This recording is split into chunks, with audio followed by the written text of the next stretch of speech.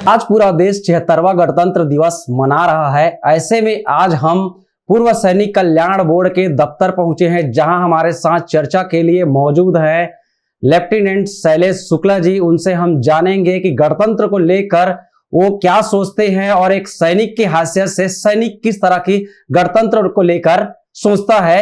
पूरा देश आज गणतंत्र दिवस मना रहा है।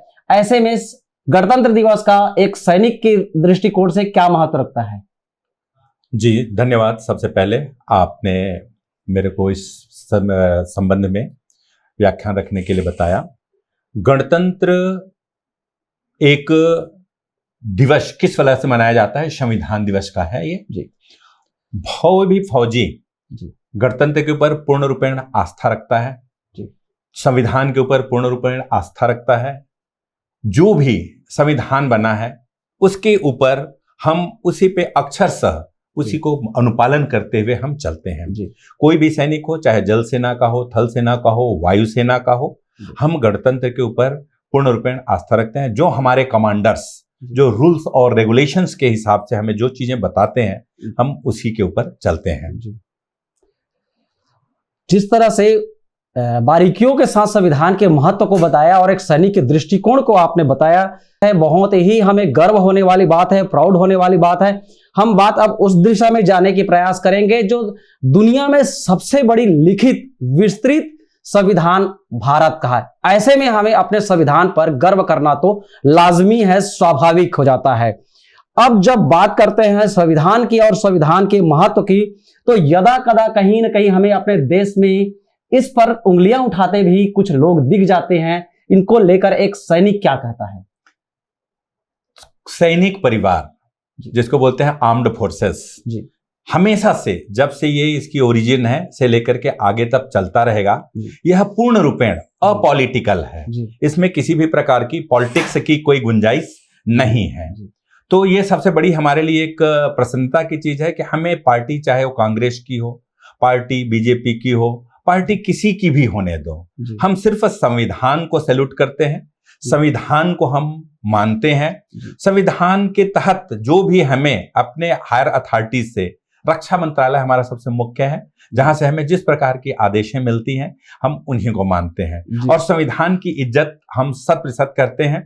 अगर धर्मनिरपेक्षता की अगर आप बात करें तो धर्मनिरपेक्षता की आपको जीवंत मिसाल सिर्फ सेना में मिलेगा, जहां कोई हिंदू, मुस्लिम, सिख, ईसाई किसी भी प्रकार की कास्ट एंड क्रीड का कोई स्थान है ही नहीं। जनता को एक बार जा करके वहां देखना चाहिए कि हम मस्जिद भी जाते हैं, मंदिर भी जाते हैं, शिवालय जाते हैं, हम चर्च में भी जाते हैं और हर धर्म का पालन करते हैं।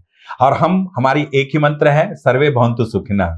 हर कोई आदमी सुखी हो, अच्छे रहें और हमारा काम है अपनी देश की हिफाजत करना, चाहे इसके लिए हमें बलिदान क्यों ना होना पड़े। शुक्ला जी ने बहुत महत्वपूर्ण बात कही। अगर सभी धर्मों का अगर मंदिर कहा जाए तो संविधान को सभी धर्मों का मंदिर कहा जा सकता है।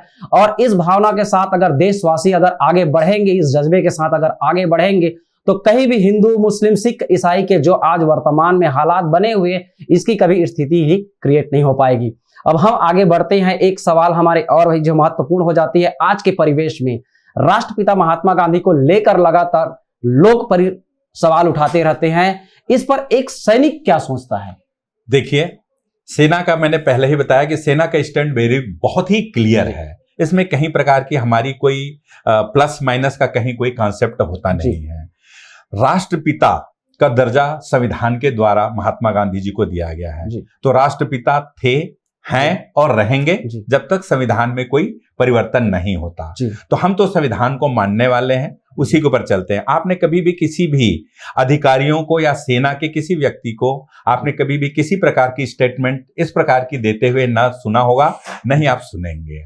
तो हमारी बिल्कुल क्लियर है, महात्मा गांधी हमारे राष्ट्रपिता हैं और हमें मानना चाहिए सभी को।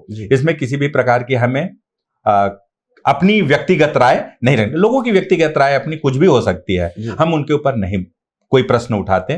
संविधान क्या बोलता है वो हमारे लिए महत्वपूर्ण है। तो हम संविधान की हमें सभी को इज्जत करनी चाहिए और उसी हिसाब से हमें उनका अनुपालन करना चाहिए। जी, संविधान को सम्मान देना चाहिए और इस संविधान के मंदिर को और संविधान के महत्व को हमें समझना चाहिए। और आगे हम बढ़ते हैं अपने अगले सवाल की ओर, या ये कहें कि उन देशवासियों के लिए, 140 करोड़ देशवासियों के लिए एक सैनिक का क्या संदेश होना चाहिए?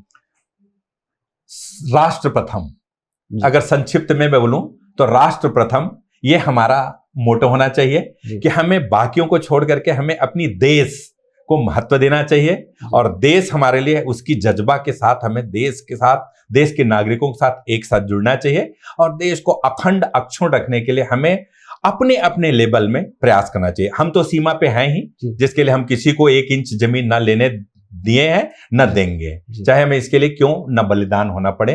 और मैं भूतपूर्व सैनिक हूं, और आज भी मैं आश्वस्त करना चाहूंगा पूरे देशवासियों को कि अगर पहली जरूरत हमारी पड़ती है तो हमारे पूरे भूतपूर्व सैनिक सबसे पहले आपको बॉर्डर में मिलेंगे। जी, तो बिल्कुल अक्षुण्ण भारत के दिशा में आगे बढ़ना चाहिए। हर एक नागरिक की जिम्मेदारी है कि अपने देश को सर्वोपरि माने, न कि वो हिंदू को, न कि वो मुस्लिम को, और न ही वो सिख को। सबसे पहले अगर कोई देशवासी है तो वो उसे अपने आप को भारतवासी कहना चाहिए, और इस दिशा में अगर वो आगे बढ़ता है तो हमारी अखंडता को कोई नकार नहीं सकता, हमें कोई परेशान कर नहीं सकता, और हमें किसी भी अपने पड़ोसी देश से घबराने की जरूरत नहीं है।